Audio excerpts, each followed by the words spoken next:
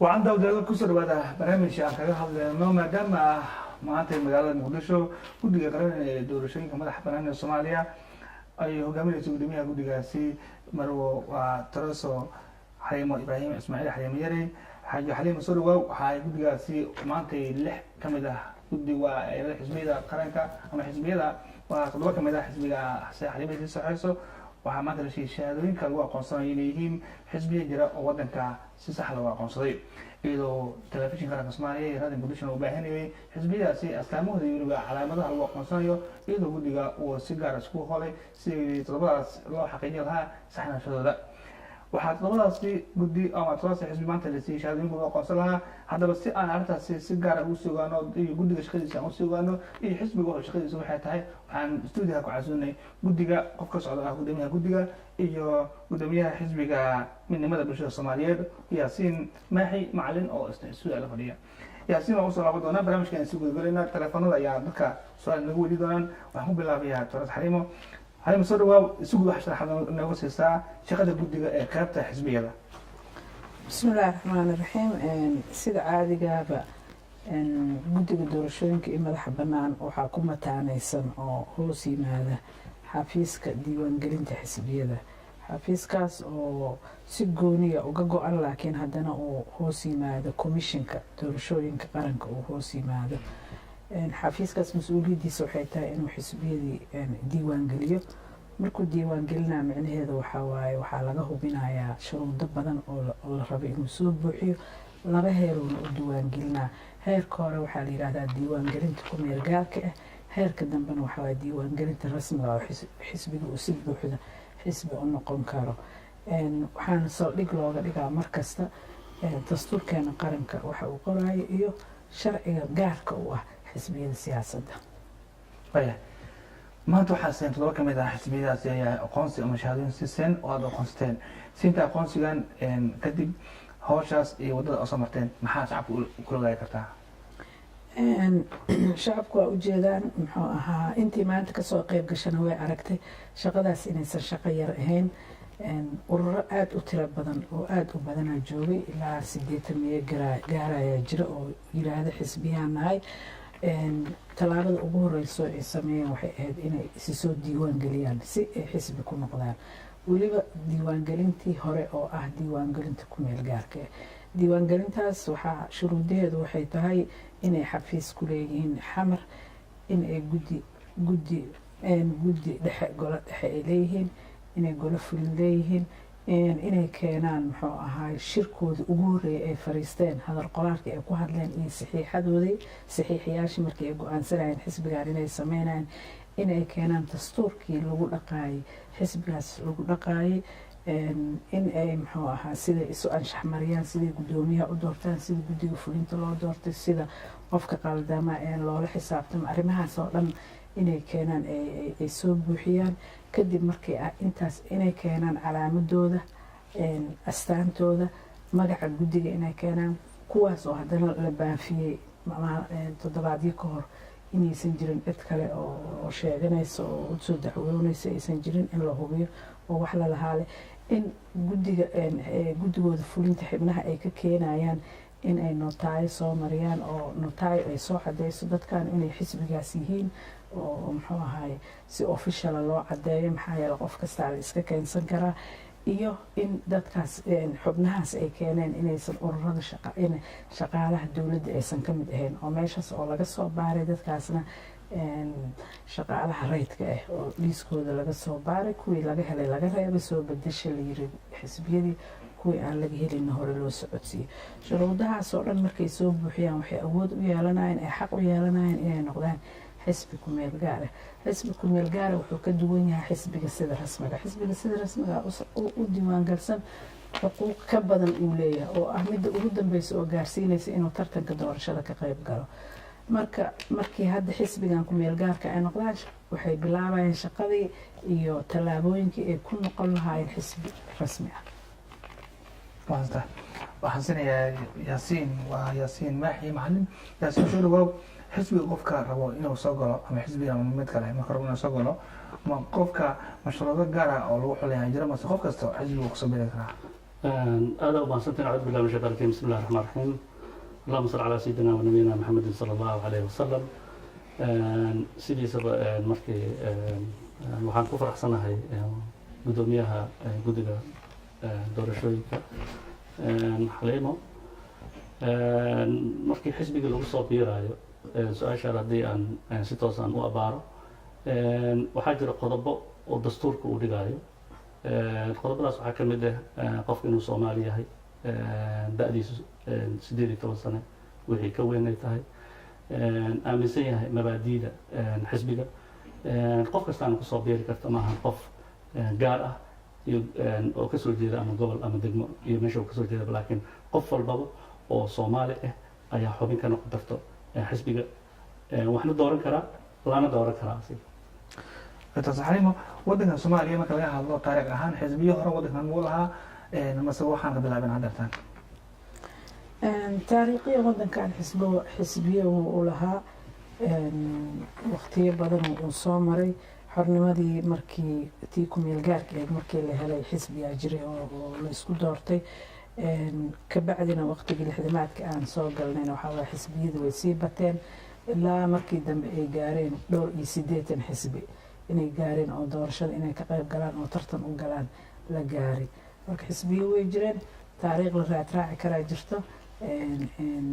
ma aha markii ugu horeysay laakiin hadda waxa waa 47 sano kadib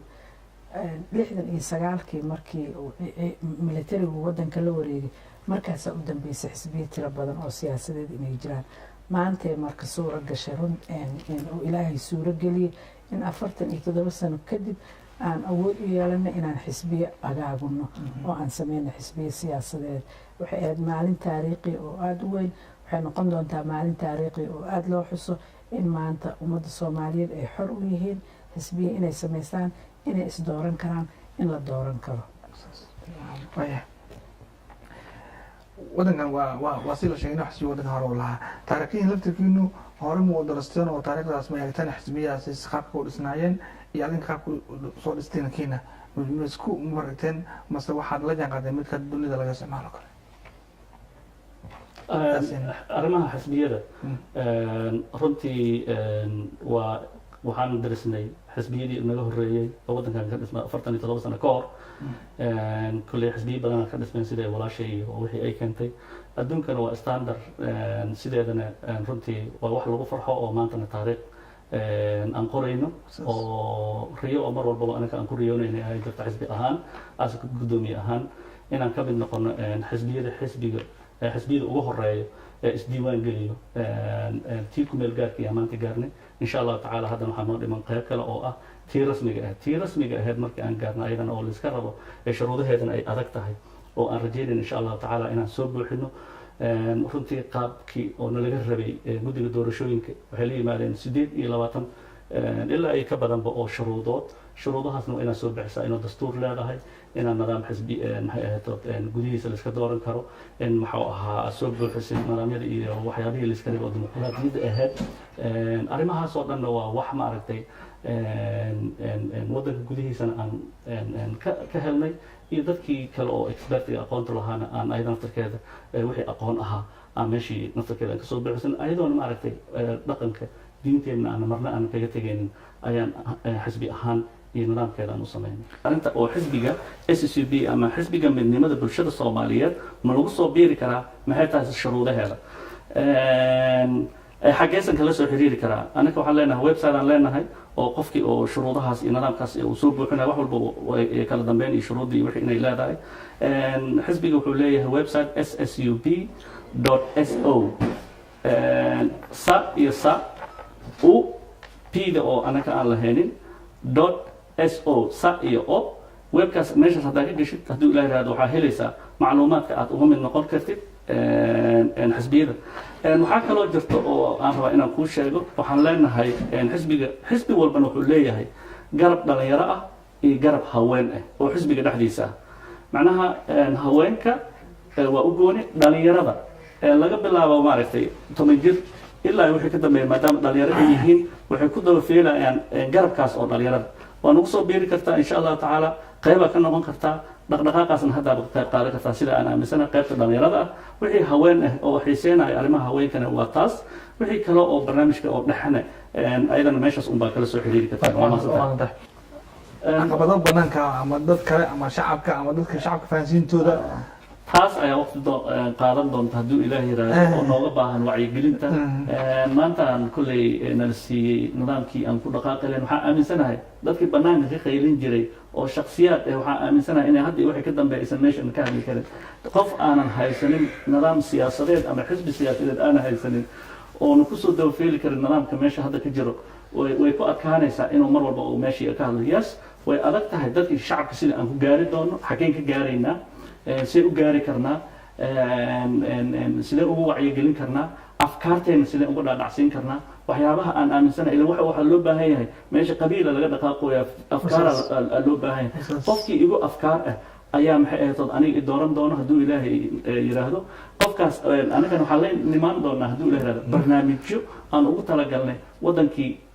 aan ku horumarin lahayn sida arrimaha bulshada oo kale haddii loo baahdo waxbarasho lacag la-aan wadankan kama jirto sida aniga aan ka warqabno muxuu ahaa caafimaad lacag la-aan wadankan kama jirto sida aniga aan ka warqabno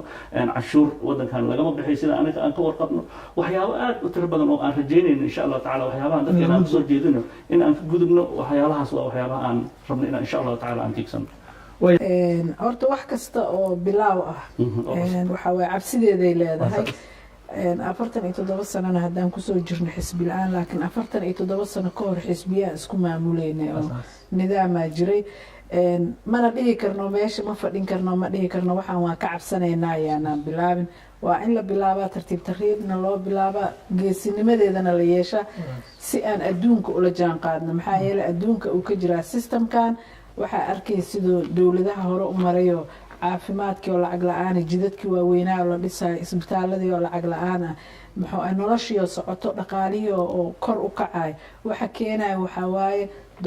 isdoorashada dimuqraadiyadda ah oo qofka uu awood u yeelanayo in uu qofka uu rabo uu isleeyahay alleelahay maanta wadanka uu wax kuugu qaban karaa uu codkiisa siinayo uu dooranayo laakiin dad iska yimid ama dad in yar ay soo dooratay ama muxuu ahaa barnaamij cad oo siduu wax u qabanayo uu muxuu ahaa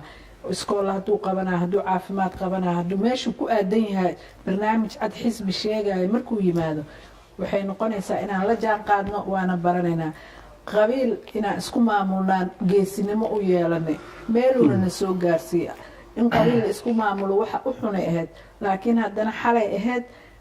waan ku geesinimaanan ku galnay waxayna soo gaarsiisay maanta meesha ay joogto maxaa u malaynaya marka xisbiyada oo ka horumarsan oo wax dad wada leeyihiin ay tahay oo si dimuqraadiyad la isu dooranayo qofkaa rabtid aad dooranaysid adigoon lagu jujuubeyn oo lagu dhaynin hebel aad iyo hebel aad marka waa inaan wax kasta waa in la bilaabaa geesinimadeedana la yeeshaa laakiin waxaas aad bilaabaysid waa inaad haysatid tusaale ku tusinhaya ama saadaalin ku tusinaysa inay horumar keenayso hadday ku tusinayso inaysan horumar keenin ay dibdhac keenin waxay noqonaya inaad ka weecatid oo aan meel kale aadin oo aan rabay walaashii shamso aan rabay inaan ugu bishaareeyo aysan ka cabsanin xisbiyadii inay dhibaato u keenayso ay u keenayso horumar barwaaqo iyo maaragtay wada xaajood wada hadal waa arki kartaa qaran iyo qabiil marna isma qaadi karaan qaran qabiil ku dhis soo quusasho ma aha aas-aasna loogu dhigay waxa la yidhaahdo 4.5 afar iyo dhibic waad dareemi kartaa 15kaas jeer haddii aan horumar ku gaari weynay oo ilaa iyo maalinka maanta waa lays haystaa waa arkaysaa waxa laysku haystana waxay tahay un 4.5kaas iyo qabiilkaas haddii la yidhi xal bay noo ahayd waa laga soo gudbay insha allahu tacaala wixii cusubbo waa dadkii maaragtay aad iyo uga cabsadaan laakiin waxaa aaminsanahay aan rajeynaya aan leeyahay walaashay waxba ha ka cabsanin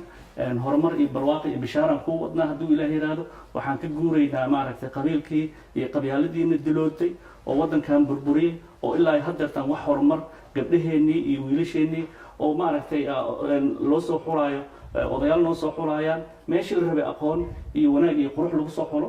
marka waxaan aaminsanahay walaashay waxba naga didin insha Allah taala waa ku soo soconnaa waana aaminsanahay insha Allah caashi inaad gadaal naga fahmi doontid nugu soo bir walaashay shamso nugu soo bir وانا ما صنتها ماشي برلمان كدحديس 275 individual افرد قف اي شخصي افرد قف اي قبيله ماشي لو فرد wadamada hore u mariyo sida dimuqraadiyada oo baarlamaanka lagu fadhiyana waxa lagu fadhiistaa maxaa la yiraahdaa xisbi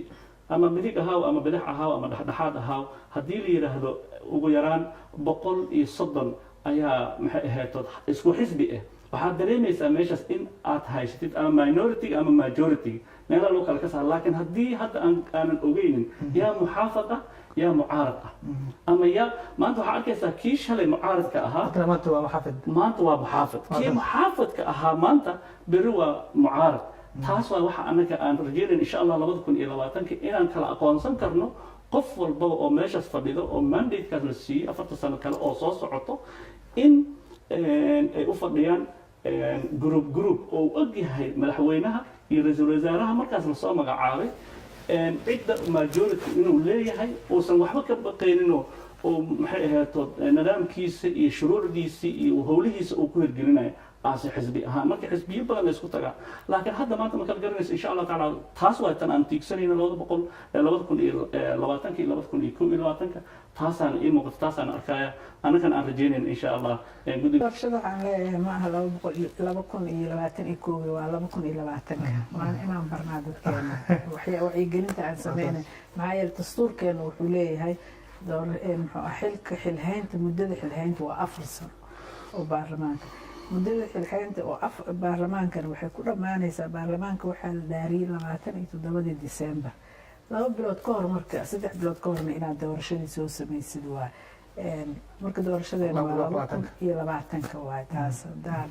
wax kala dhicin ilaahay idankiisa hadaan dastuurkeena raacayno maxaa ifaal ku muuqanaya marka ifaal aad u wanaagsan oo muuqanayo doorasho in la qabto waxyaabo badan aan la rabaa in la hayo waxa ugu horeeya horta in ay jirto doorasho in la qabto waxa waa ogolaasho madaxdeena qaranka inay isla ogol yihiin iyo shacbiga iyo kulli in la isla ogol yahay in doorasho la qabto waxaana cad in kulli la isla ogol yahay dawladda si official ah ugu dhawaaqday madaxda qaranka si official ah si ugu dhawaaqeen in doorasho la qabto shacbiguna waa mid ay sugayaan in kaas qodobkaas koowaad waa haysanaa waxaa ku xiga inuu shuruuc ay jirto shuruucdiina inteeda badan way jirtaa intii kalena gacantaa lagu hayaa oo waa la sameynayaa midda kale waxa waaye inuu guddigii maamuli lahaa doorashadaas ay jirto guddigiina waa jiraa guddigii maamuli lahaa waa jiraa midda saddexaad midda afraad waxa waaye xisbiye inay jiraan xisbiyadiina waa kuwaana hadda maanta aan bilaabnay waa inuu jiraa dad codeynaya dad codeynaa waa qabnaa oo bixiyaal shacab waa qabnaa meel kasta inoo joogaan waa inay jirtaa meel laga codeynayo ayadana meel laga codeynayo waa qabnaa hadda meelaan soo deensanayna maana dhulkeenay aan qabnaa waa inuu jiraa dhaqaale waa inuu jiraa arrimahaas oo dhan oo waxayna tusinaysaa inta qodobadaas oo dhan oo doorashada hirgelinaya inay gacanta noogu jirto marka sababay u baaqatay ma jirto doorashada aad ma tihiin lawdinimada guud ahaan barnaamijkii inta ayaan ku soo